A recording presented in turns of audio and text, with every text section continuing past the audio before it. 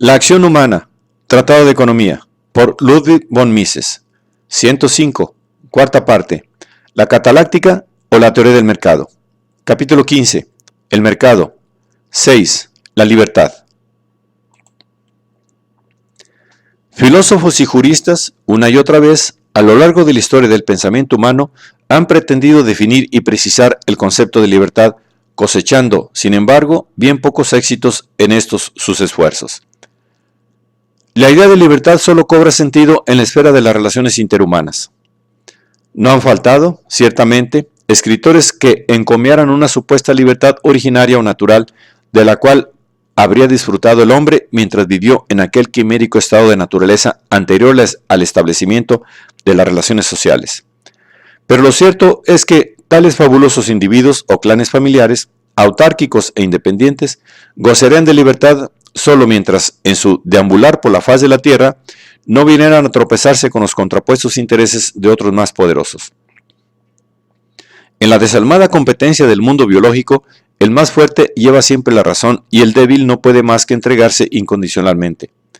Nuestros primitivos antepasados ciertamente no nacieron libres. De ahí que, como decíamos, solo en el marco de una organización social puede hablarse con fundamento de libertad. Consideramos libre, desde un punto de vista praxeológico, al hombre cuando puede optar entre actuar de un modo o de otro, es decir, cuando puede personalmente determinar sus objetivos y elegir los medios que estime mejores. Sin embargo, la libertad humana se halla limitada inexorablemente tanto por las leyes físicas como por las leyes praxeológicas. Vano es para los humanos pretender alcanzar metas entre sí incompatibles. Hay placeres que provocan perniciosos efectos en los órganos físicos y mentales del hombre. Si el sujeto se procura tales gratificaciones, sufrirá inexcusablemente sus consecuencias. Carecería de sentido decir que no es libre una persona simplemente porque no puede, digamos, drogarse, sin sufrir los inconvenientes del caso. La gente reconoce y admite que las limitaciones que las leyes físicas imponen.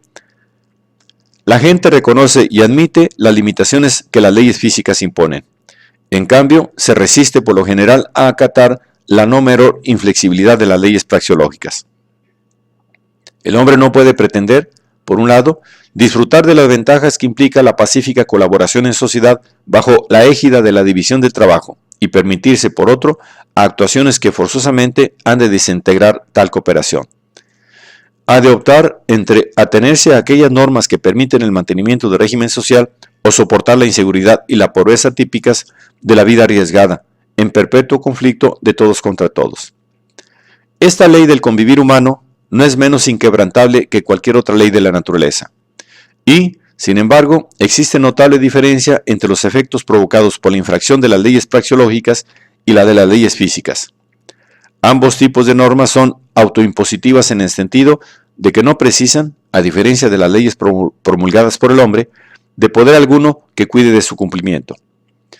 Pero los efectos que el individuo provoca al incumplir unas y otras son distintos.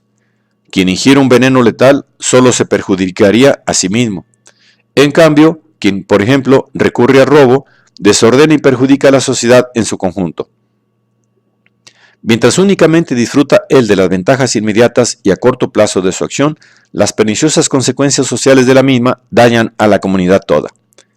Precisamente consideramos delictivo tal actuar por resultar nocivo para la colectividad. Si la sociedad no evita esa conducta, se generalizará y hará imposible la convivencia, con lo que la gente se verá privada de todas las ventajas que supone la cooperación social. Para que la cooperación social y la civilización puedan establecerse y pervivir, es preciso adoptar medidas que impidan a los seres antisociales destruir todo eso que el género humano consiguió a lo largo del dilatado proceso que va desde la época neandertal hasta nuestros días. Con miras a mantener esa organización social, gracias a la cual el hombre evita ser tiranizado por sus semejantes de mayor fuerza o habilidad, es preciso instaurar los sistemas represivos de la actividad antisocial. La paz pública, es decir, la evitación de una perpetua lucha de todos contra todos, solo es asequible si se establece un orden en el que haya un ente que monopolice la violencia y disponga de una organización de mando y coerción, la cual, sin embargo, solo debe intervenir cuando lo autoricen las leyes debidamente promulgadas, que naturalmente no deben confundirse ni con las físicas ni con las praxeológicas. Lo que caracteriza todo orden social es precisamente la existencia de esa institución autoritaria e impositiva que denominamos gobierno. Las palabras libertad y sumisión cobran sentido solo cuando se enjuician el modo de actuar del gobernante con respecto a sus súbditos. Sería estúpido decir que el hombre no es libre porque no puede impunemente preferir como bebida el cianuro potásico al agua. No menos errado sería negar la condición de libre al individuo a quien la acción estatal impide asesinar a sus semejantes.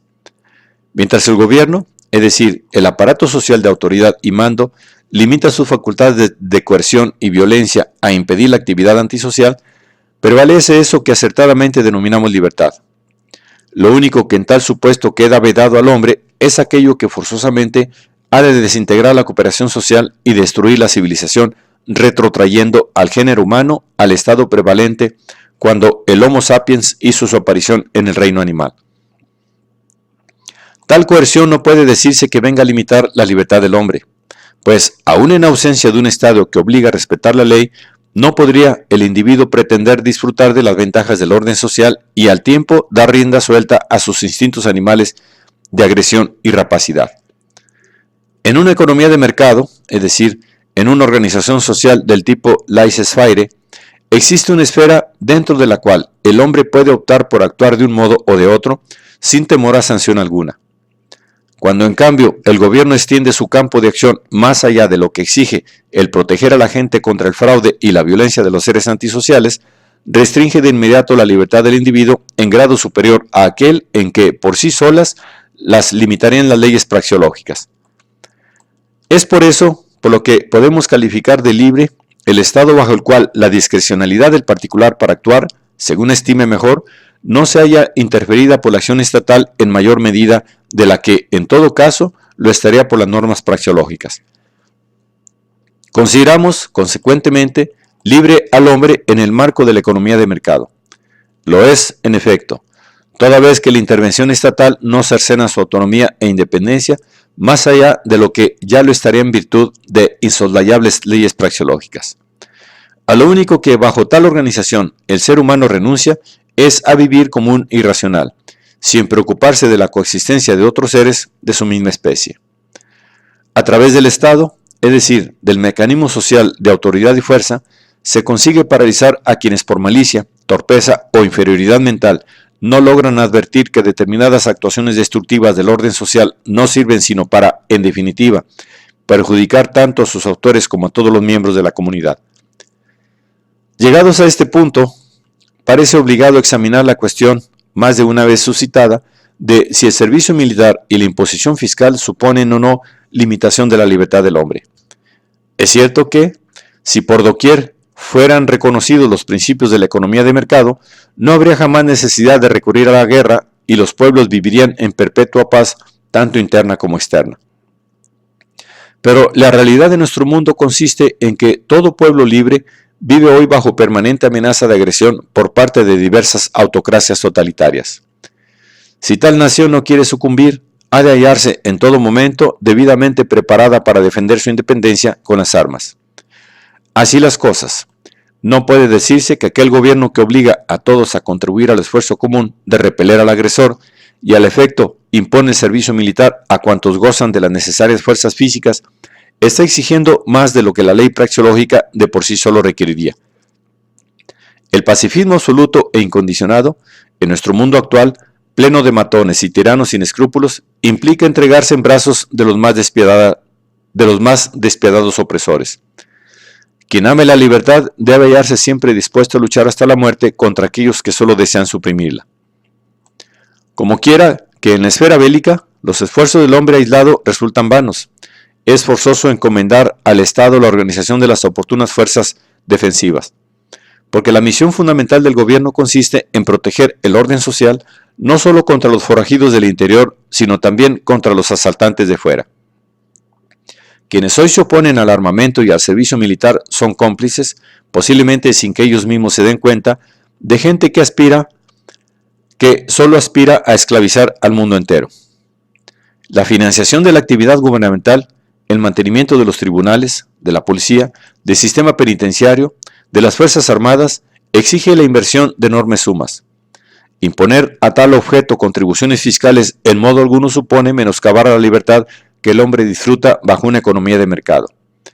No es necesario advertir que esta necesidad en ningún caso puede aducirse como justificación de esa tributación expoliatoria y discriminatoria a la que hoy recurren todos los sedicentes gobiernos progresistas. Conviene insistir sobre esto, ya que en esta nuestra época intervencionista, caracterizada por el continuo avance hacia el totalitarismo, lo normal es que los gobiernos empleen su poder tributario para desarticular la economía de mercado. Toda ulterior actuación del Estado, una vez ha adoptado las medidas necesarias para proteger debidamente el mercado contra la agresión, tanto interna como externa, no supone sino sucesivos pasos por el camino que indefectiblemente aboca al totalitarismo, donde la libertad desaparece por entero. De libertad solo disfruta quien vive en una sociedad contractual. La cooperación social, bajo el signo de la propiedad privada de los medios de producción, implica que el individuo, dentro del ámbito del mercado, no se vea constreñido a obedecer ni a servir a ningún jerarca. Cuando suministra y atiende a los demás, procede voluntariamente con miras a que sus beneficiados conciudadanos también le sirvan a él. Se limita a intercambiar bienes y servicios, no realiza trabajos coactivamente impuestos ni soporta cargas y gabelas. No es que ese hombre sea independiente, depende de los demás miembros de la sociedad. Tal dependencia, sin embargo, es recíproca. El comprador depende del vendedor y éste de aquel. Numerosos escritores de los siglos XIX y XX, obsesivamente, pretendieron desnaturalizar y ensombrecer el anterior planteamiento tan claro y evidente. El obrero, aseguraron, se encuentra a merced de su patrono. Cierto es que, en una sociedad contractual, el patrono puede despedir al asalariado. Lo que pasa es que, en cuanto de modo extravagante y arbitrario haga uso de ese derecho, lesionará sus propios intereses patrimoniales. Se perjudicará a sí mismo al despedir a un buen operario, tomando en su lugar otro de menor capacidad. El funcionamiento del mercado no impide, de un modo directo, lesionar caprichosamente al semejante. Se limita a castigar una tal conducta. El tendero, si quiere, puede tratar con malos modos a su clientela, bien entendido que habrá de atenerse a las consecuencias. Los consumidores, por simple manía, pueden rehuir y arruinar a un buen suministrador, pero habrán de soportar el correspondiente coste. No es la compulsión y coerción ejercidas por gendarmes, verdugos y jueces lo que en el ámbito del mercado constriñe a todos a servir dócilmente a los demás, dominando el innato impulso hacia la despótica perversidad. Es el propio egoísmo lo que induce a la gente a proceder de esa manera. El individuo que forma parte de una sociedad contractual es libre por cuanto solo sirviendo a los demás se sirve a sí mismo. La escasez, fenómeno natural, es el único dogal que le domeña. Por lo demás, en el ámbito del mercado es libre. No hay más libertad que la que engendra la economía de mercado. En una sociedad hegemónica y totalitaria, el individuo goza de una sola libertad que no le puede ser cercenada, la del suicidio. El Estado, es decir, el aparato social de coerción y compulsión, por fuerza ha de ser un vínculo hegemónico. Si los gobernantes estuvieran facultados para ampliar ad libitum su esfera de poder, podrían aniquilar el mercado reemplazándolo por un socialismo totalitario. Para evitarlo es preciso limitar el poder del Estado. He ahí el objetivo que persiguen todas las constituciones, leyes y declaraciones de derechos. Conseguirlo fue la aspiración del hombre y de todas las luchas que ha mantenido por la libertad. En ese sentido, tienen razón los enemigos de la libertad al calificarla de invento burgués y al denigrar como puramente negativas las medidas ingeniadas para protegerla mejor. En la esfera del Estado y del gobierno, cada libertad implica una específica restricción impuesta al ejercicio del poder político. No habría sido necesario ocuparnos de estos hechos si no fuera porque los partidarios de la abolición de la libertad provocaron deliberadamente, en esta materia, una confusión semántica. Advertían que sus esfuerzos habían de resultar vanos si abogaban lisa y llanamente por un régimen de sujeción y servidumbre. El ideal de libertad gozaba de tal prestigio que ninguna propaganda podía menguar su popularidad. Desde tiempos inmemoriales, Occidente ha valorado la libertad como el bien más precioso. La prominencia occidental se basó precisamente en esa su obsesiva pasión por la libertad, ideal social totalmente desconocido por los pueblos orientales. La filosofía social de Occidente es esencialmente la filosofía de la libertad. La historia de Europa, así como la de aquellos pueblos que formaron emigrantes europeos y sus descendientes en otras partes del mundo, casi no es más que una continua lucha por la libertad. Un individualismo a ultranza caracteriza nuestra civilización. Ningún ataque lanzado directamente contra la libertad individual podía prosperar. De ahí que los defensores del totalitarismo prefirieran adoptar otra táctica. Se dedican a tergiversar el sentido de las palabras.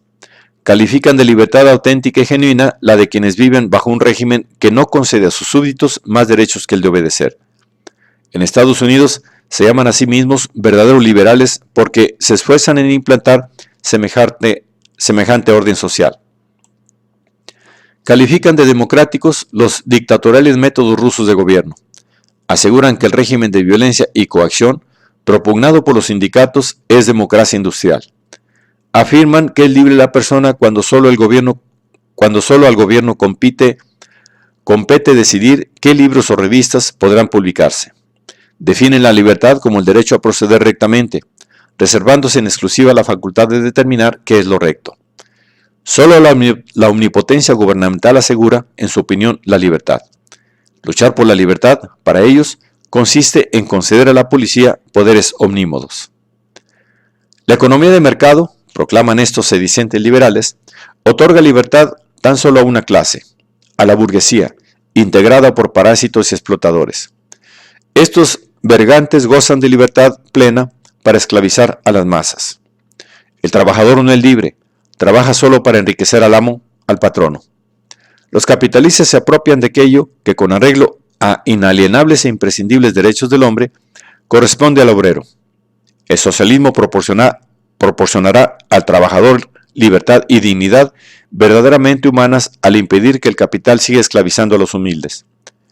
Socialismo significa emancipar al hombre común, quiere decir libertad para todos, y además representa riqueza para todos.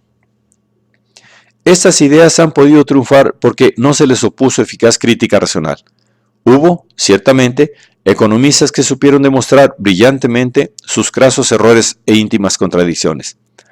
Pero la gente prefiere ignorar las enseñanzas de la economía, y además los argumentos normalmente esgrimidos frente al socialismo por el político o el escritor medio son flojos o irrelevantes. Es inútil aducir un supuesto derecho natural del individuo a la propiedad cuando el contrincante lo que predica es que la igualdad de rentas es el derecho natural fundamental de la gente. Es imposible resolver por esa vía tales controversias. A nada conduce atacar al socialismo criticando simples circunstancias y detalles sin trascendencia del programa marxista. No es posible refutar el socialismo limitándose a atacar su posición frente a la religión, el matrimonio y el control de la natalidad, el arte, etc. Aparte de que en estas materias frecuentemente los propios críticos del socialismo también se equivocan. Pese a esos graves errores de muchos defensores de la libertad económica, no era posible a la larga escamotear a todos la realidad íntima del socialismo. Incluso los más fanáticos planificadores se vieron obligados a admitir que su programa implicaba abolir muchas de las libertades que la gente disfruta bajo el capitalismo y la plutodemocracia. Al verse dialécticamente vencidos, inventaron un nuevo subterfugio. La única libertad que es preciso abolir, dijeron, es esa falsa libertad económica de los capitalistas que tanto perjudica a las masas. Toda libertad ajena a la esfera puramente económica no solo se mantendrá, sino que prosperará. Planificar para la libertad. Planning for Freedom es el último eslogan ingeniado por los partidarios del totalitarismo y de la rusificación de todos los pueblos. La falacia de este argumento deriva de la espuria distinción entre el mundo económico y el mundo no económico. A este respecto, no es preciso agregar nada a lo ya dicho en otras partes de este libro. Sin embargo, hay un punto sobre el que sí conviene insistir.